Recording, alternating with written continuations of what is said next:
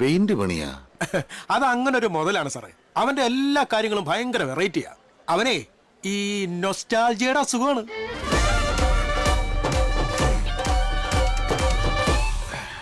നമസ്കാരം സാറേ. John sir ഒന്നല്ല,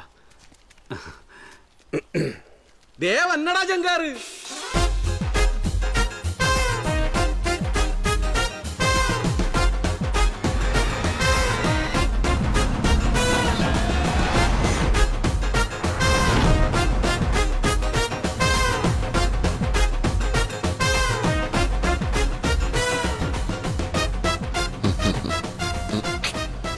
ഇങ്ങടുത്ത് ഇഞ്ചിക്ക് പഞ്ച് കളിച്ചു.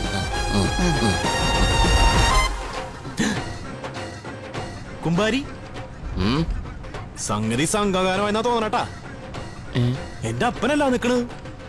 എവിടെ?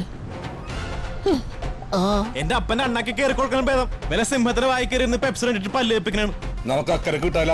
അവന്റെ അപ്പം മാത്രമല്ല, ആൾക്കാരൊക്കെ കൂട്ടം കൂടി ഇളകിക്കണ്ടില്ലേ? കണ്ണാ പന്നീതാ കൂട്ടമാവരും സിംഗോ സിംഗളാത്താവരും പലായനം. ഒരു സിംഗം വെള്ളത്തിൽ ചാടിട്ടാ. മറ്റേ സിംഗത്തിന് കണ്ണും കണ്ടൂടാ. പിന്നെ ഉള്ളൊരു പല്ലൊഴിഞ്ഞ സിംഗോണ്. നിന്റെയൊക്കെ തോന്നിയ ജങ്കാരെടുത്തോണ്ട് പോകാൻ നിന്റെ കൊമ്പനായാലും മുതലൊന്നുമല്ല. ലല്ലു പാവാണ്. അവന്റെ കൂടെ കിടക്കുന്ന ഈ ചാവേറുകളാണ് അവനെ നശിപ്പിക്കുന്നത്. നോ, എന്റെ ചാവറുകൾക്കെതിരെ ഒരക്ഷരം ഒഴിയാടാൻ ഞാൻ അനുവദിക്കില്ല. പ്രിയമുള്ള കടമക്കുടി നിവാസികളെ, നിങ്ങളിത് കേൾക്കണം.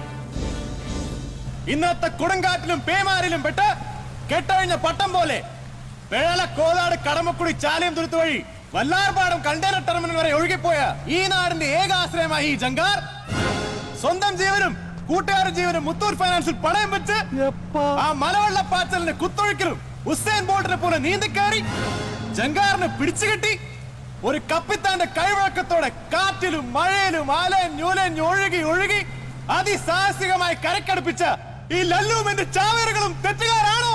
ആണോ കൂട്ടരെ? ആണോ? അല്ല, അല്ല, അല്ല.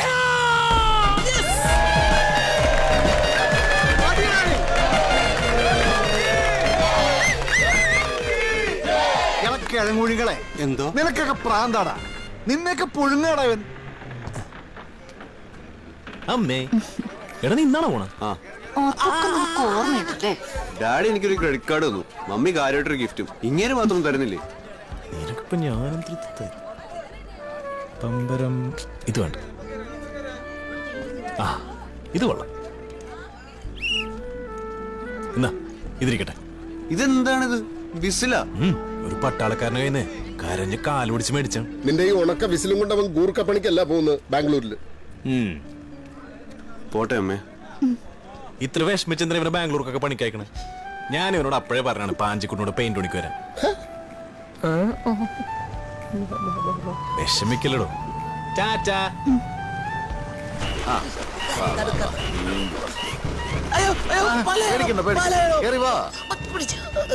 എടാ, ജങ്കാറില്ലാത്തോണ്ടല്ലേ നീ നീന്തി വന്നത്? പണിക്ക് പോയി ഇത്ര വലിയ ആത്മാർത്ഥ്യൊന്നും വേണ്ടടേ. നിന്നെ ഞാൻ എവിടെയോ കണ്ടിട്ടുണ്ടല്ലോടാ. അയ്യോ, ഞാൻ സാറിന് ആദ്യമായിട്ട് കാണാ. നല്ല ചെറുപ്പക്കാരൻ അല്ലേ? പിന്നെ സൂപ്പർ ചെറുപ്പക്കാരൻ. ഇവനെയൊക്കെ പണി കിട്ടിയ മേസ്ത്രിയുടെ ഭാഗ്യം.